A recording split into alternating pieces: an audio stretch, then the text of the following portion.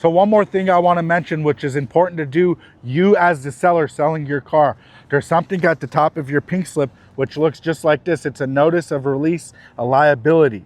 It's letting DMV know you sold the car on this specific date for this specific amount to this specific person.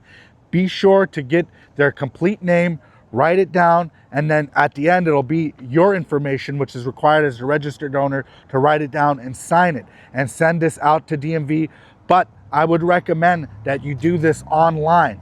Online is the most effective and best way and immediate way to do this. Once you do this online, it's at californiadmv.gov NRL.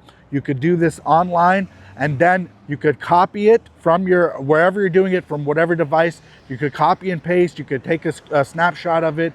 You could copy it down on your printer at home, whatever it is you want to do. I would make sure that you do this for the reason that if you do sell the car and you filled this out, in some cases, there's been some incidents where people get parking tickets coming back to them.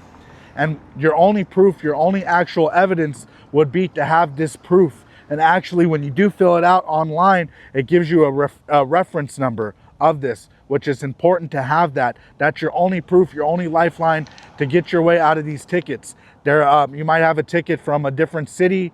You might have a tow yard looking for you. You might have somebody looking for you for a hit and run. This is one way to get out of that, to show proof. Well, hey, look, I sold this car on this date. Here is all my proof to this person. I am no longer liable or responsible for this vehicle. Okay, and then to be extra helpful, when you guys are selling your car private party, when you guys have someone coming over, they're about to buy your car, they went to the bank, they got cash.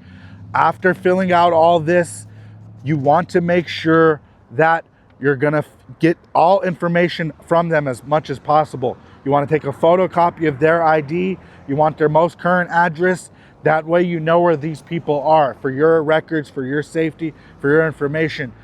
Selling a car private party sometimes can be a headache in this manner, but I want you guys to follow these steps, and if you do, you won't have anything to worry about.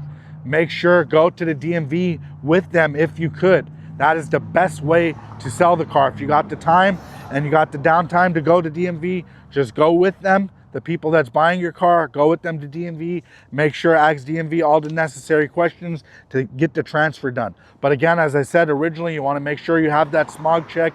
You want to make sure you have all your fees paid. That's another issue. People don't pay their fees and they let their cars sit. I recommend if your car's going to sit, put it on a PNO, plan non-operation.